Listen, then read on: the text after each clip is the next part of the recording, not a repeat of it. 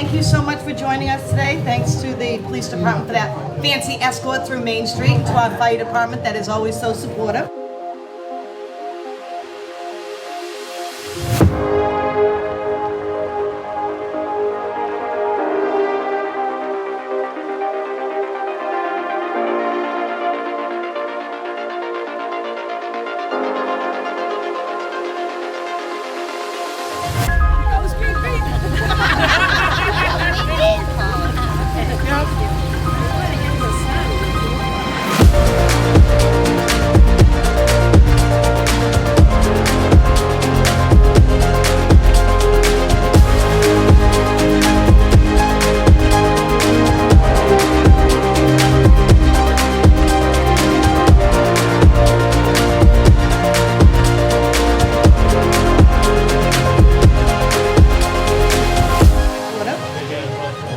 Yeah, right.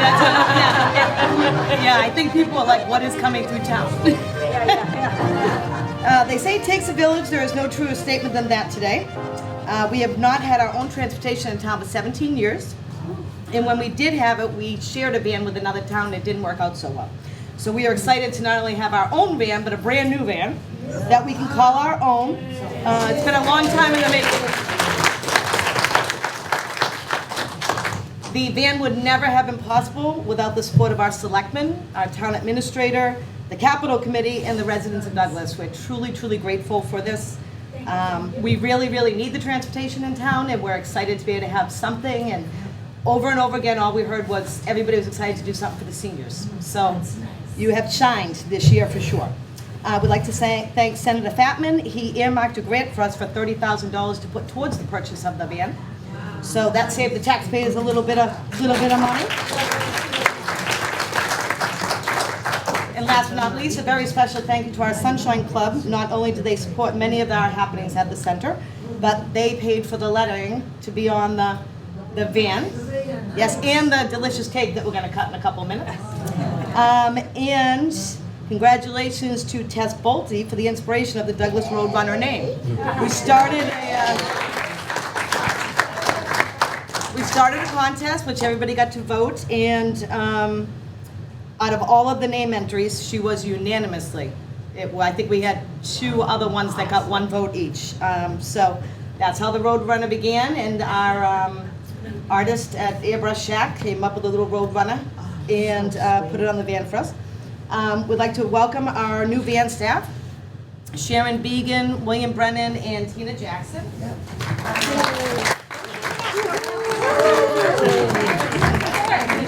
They've already been on quite a journey.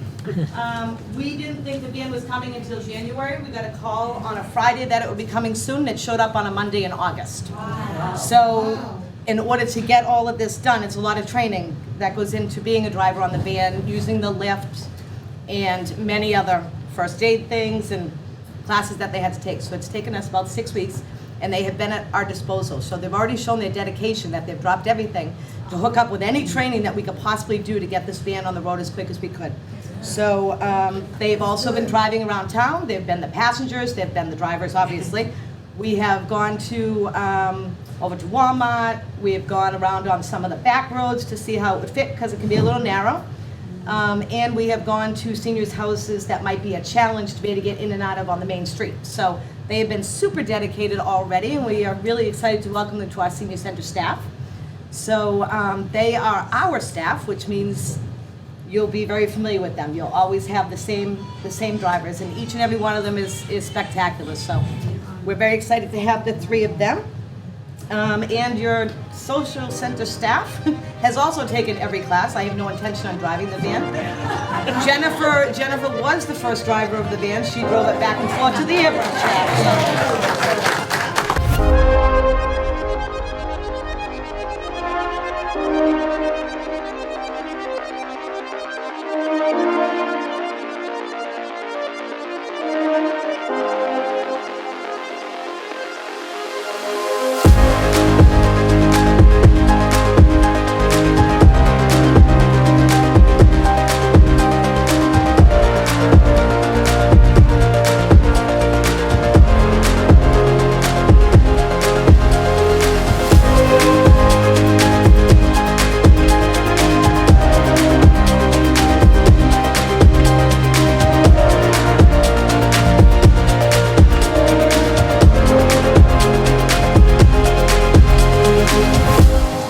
very, very briefly, for those that don't know, my name's Tim Bonin. I've been a member of the Board of Selectmen since 2010, the proud member at that.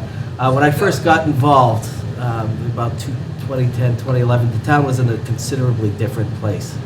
Right? And one of the very first, one of the things that we had to do was decide where to cut. Things were bad. And, you know, Patrice had mentioned that one of the things that was done was the elder bus. Not what a town really needs to be doing, but we had to do it in order to hold on to the town that we all know, love, and raise our families and call home. So I'm tickled that we're at a point now where growth has changed. The town is definitely changing, and one of the first things we were able to do, even though some of this was funded through state monies, was to reinvest back into this. You look at the senior centers here. It's remarkable. It's in a basement, but it's cozy. You clearly all love each other. It's important to see each other, and the smiles that I saw in that van with that picture was really, really, really heartening. As an administrator and executive in town hall, one of the things while we're considering this is, can we pull it off? Is there a need? Clearly, there's always a need, right? But do we have the staff to make it happen? And you know, Patrice and her team, we all know what they've been able to do with this. So on behalf of the board, Chairman Morris, who was really critical in pushing this forward, he deserves some credit. Vice Chairman Fitzpatrick and the rest of the members.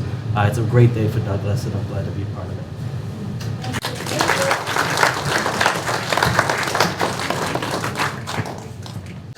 Hi there, my name is Lori and I work for Representative McKenna. He sends his congratulations, wish he could be here today, but they called a full formal session. So unfortunately, he's in Boston, and thank you so much for inviting us here. I have a state citation congratulating you on pulling a miracle, working so hard for your seniors and your residents, and thank you for always inviting us here. Thank you. All right, so before we cut the cake, I want everybody to know the best part of the bus is that it's free. So the bus is going to be free from now until July, and we're going to see how we can manage it with grant funding, and we do have some businesses that have contributed to our van donation account. So everybody gets to ride the bus for free. Right, let us eat cake.